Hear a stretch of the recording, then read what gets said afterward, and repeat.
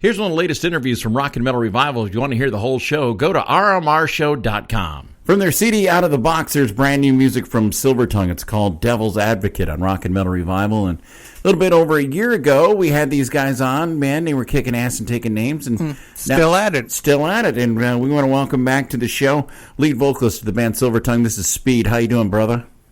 Man, thank you guys. You gentlemen are freaking awesome. That's all I can say. Hey, don't be calling us gentlemen. They'll think we're our parents.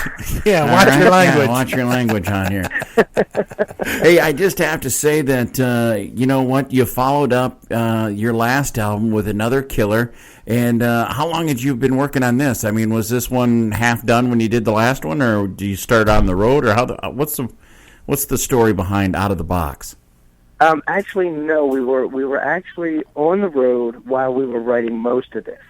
When we came home, we had a few weeks off, and I just started spewing out so many different riffs. And Cody, our guitar player, he kept calling me like every night, dude, you got to hear this. And next thing you know, we had 4 songs ready to go within about 2 months.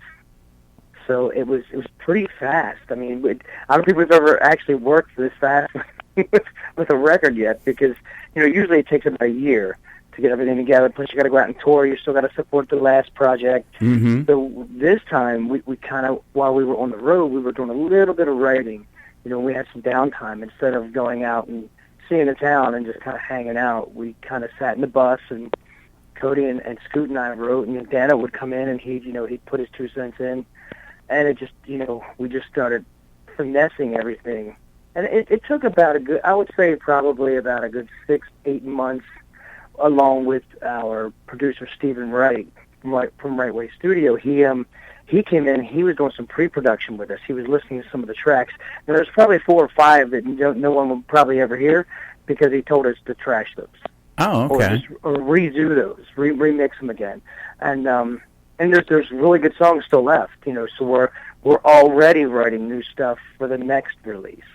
Well, nice. One of the things I do in Rock and Metal Revival, I've been finding out, is there's a pretty good hard rock metal scene coming from the East Coast, but we always find out when we talk to bands that tour that the Midwest is where your diehard blue collar fans are. Have you guys made it out to the Midwest yet, or are you planning on it?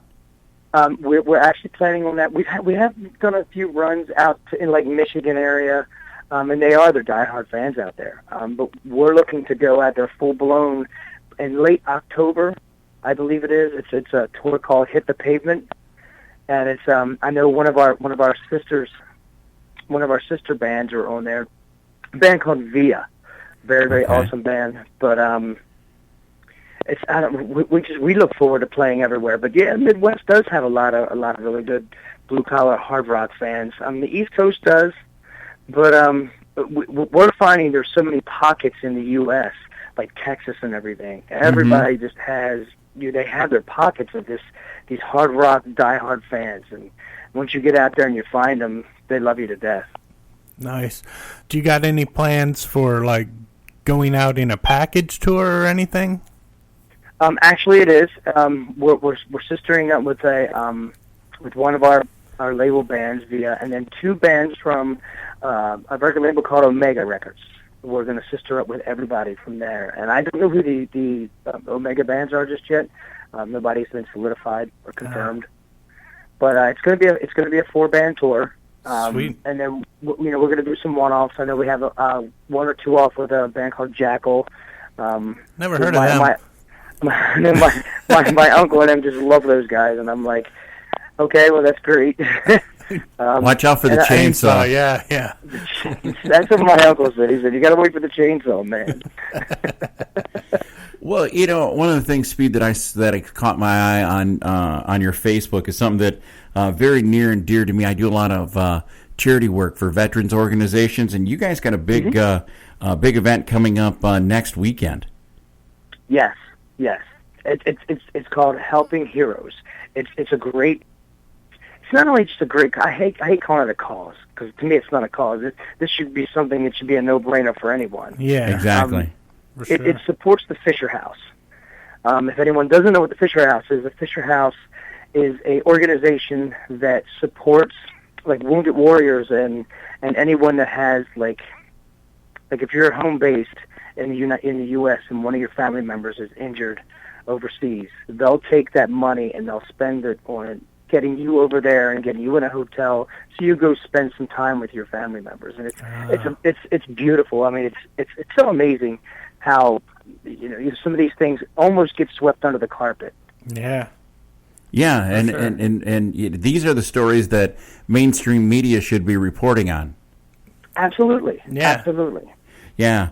Now, also I see, I caught on your Facebook that you guys did an EP. Yes. And now, where's that available? Actually, that's available on Amazon.com, BestBuy.com. I believe it's on FYEnow.com. Okay. And digital downloads on iTunes. Nice. And live shows. Now, are any of those songs on this new album, or did you guys just do all new tunes on the new album? These are a Devil's Advocate being one, Face the Music being another. Never Too Late was on a previous album, but we went into the studio with Mr. David Ivory, who is the reason why you know who Hailstorm is. Oh, okay. Okay. So we worked with him because he loved the song, and he's like, "Man, I really want to rework it with you guys." So we went in with him and we reworked that song. But then there's a few other tracks that are on the new release out of the box. There's a song called Taunted, and there's a song called Ain't That a Bitch, and there is a song called You and Me that Nice. It seems to be like a big fan favorite. The whole album is just like lighting up everybody. There's not like everybody going for this one song. They're going after the whole album, and it's a great feeling to know that our hard work has paid off at least that much. Well, I know when we got the last album, I remember putting it into my CD player, and I just never took it out for about 2 weeks, and I was listening to it, and people get in and go, "Who's this?" And I would tell them, and they're like, "Oh, this is awesome." And then they're like, "Do they ever play around here?" And I'm like, "Well, not yet, dudes." And I'm really looking forward to you guys getting out, and starting to spread your wings a little bit and getting out here into the Midwest, and maybe some friends can come out and see you. Amen. I mean, that's the big thing that we've been trying for the last couple of years. It's just, being an independent band at the time, the money wasn't there and the support wasn't there. But this year we signed with Pavement Entertainment. It's a new record label for us. You guys will know Candlebox. Yeah. Candlebox is one of the bands that's on there. Head PE is on there. Okay. There's a ton of great bands that are on the same roster with us, and so now that we have their support, it looks like we're going to be doing some touring starting in late October. So hopefully we're going to be coming out that way. We just can't wait. We just want to play everywhere. I mean, we think that there is such a great vibe for just rock music and hard rock music and metal, whatever you want to categorize it. We just think that there's such a great vibe with people out there, and when people come to the shows, they come to have a good time, Cool. And that's what we're all about. So, are there any songs on the new album that are going to feature the cowbell? All of them. All of them? Sweet. This is now We got to have cowbell, man. our listeners. You can now guarantee that Jerry's #1 album for 2016 will be the new Silvertongue album. Oh, yeah. If there's cowbell on every track. Nice. Yeah. Yep. That's all I listen for, man. Hey, you play in Wisconsin, bro. You got a cowbell. You're halfway there. You're almost like, you might as well be, say you're the official band of the Green Bay Packers. Nice.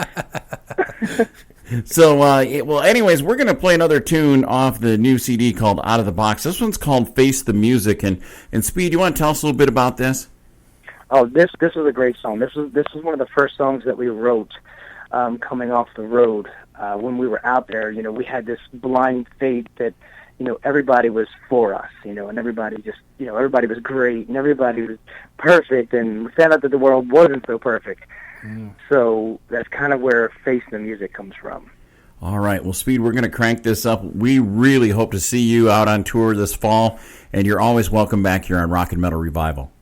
Man, thank you guys so much, and we love you guys, and just keep cranking it, and we're coming that way. I'm telling you, even if I have to drive my personal car, we're coming that way to play an acoustic show. All right. To catch the whole show of Rock and Metal Revival, all you have to do is check it out on these affiliates. Megarock Radios on Saturdays from 11 a.m. Eastern Time, and on Uncontrolled Noize Tuesdays at 1 a.m., Thursdays at 8 p.m. Eastern Time, and on Saturday nights at 7 p.m. Eastern on uncontrollednoise.com. And make sure that you leave them a message and tell them that you found Rock and Metal Revival on their stations.